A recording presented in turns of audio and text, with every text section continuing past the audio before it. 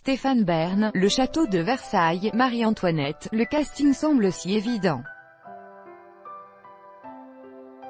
L'animateur télé spécialisé dans les émissions sur le patrimoine et le récitant du spectacle conçu par le groupe F pour le château de Versailles autour de la vie de sa plus célèbre résidente, Marie-Antoinette. Habitué de l'exercice, Stéphane Bern est également la voix du parcours de visite du parc d'attractions France Miniature et est devenu le Monsieur Patrimoine de France 2 et d'Emmanuel Macron qui lui a confié une mission de concertation sur le sujet. On vous voit beaucoup dans des émissions sur l'histoire et le patrimoine mais on vous entend encore plus. J'ai une voix de radio, c'est devenu mon outil de travail principal. Mon phrasé est très particulier et facilement reconnaissable. On me demande souvent de retenir les violons mais je n'y peux rien, j'ai une manière un peu lyrique de parler. Je suis un peu à contre-courant avec ma voix vibrante alors qu'on vit dans un monde où les ordinateurs parlent un langage dépouillé hérité des SMS.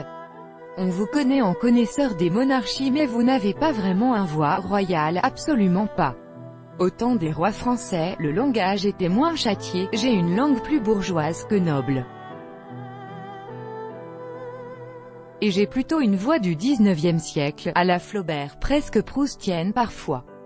Je suis du côté de Chateaubriand ou Alexandre Dumas, ces auteurs et l'époque où l'on redécouvre l'histoire et le patrimoine.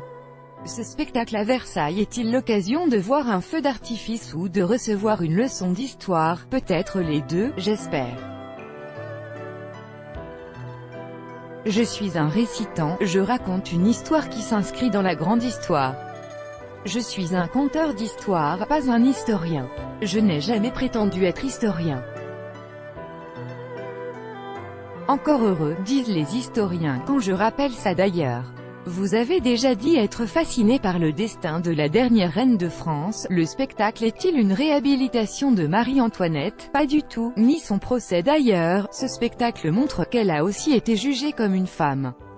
On oublie qu'elle avait comme allié Olympe de Gouges, féministe et révolutionnaire. Marie-Antoinette a failli gagner et se sauver quand elle en a appelé à toutes les tricoteuses et toutes les mères. Elle a subi des accusations qui résonnent avec notre actualité. Pour la diffamer, on l'a accusée de pédophilie, d'inceste. Il fallait que la révolution se fasse, bien sûr. Mais il me semble que la condamnation de Marie-Antoinette est aussi un geste contre toutes les femmes.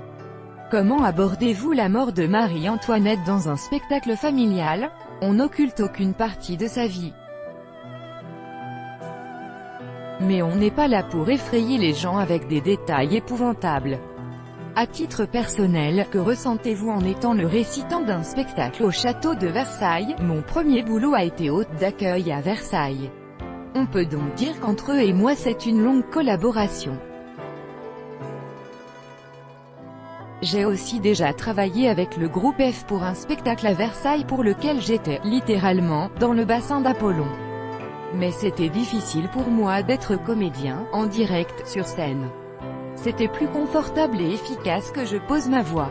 Mais vous êtes quand même la tête d'affiche du spectacle. Les spectateurs ne risquent-ils pas d'être déçus de ne pas vous voir en chair et en os?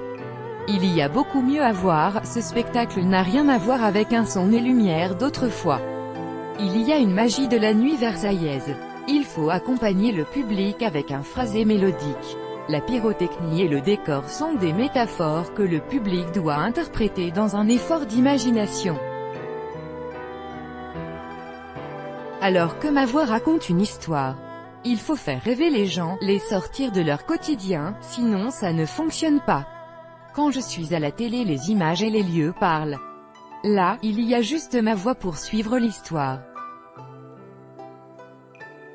Ce genre de spectacle est-il pour vous l'occasion de vivre des périodes historiques qui vous fascinent? Il participe à ma mission qui est de redonner le goût de l'histoire sans tomber dans le gnangnan. Je n'ai aucune nostalgie, d'ailleurs comment en aurais-je, mais j'aime me téléporter. Je suis très à l'aise dans mon époque.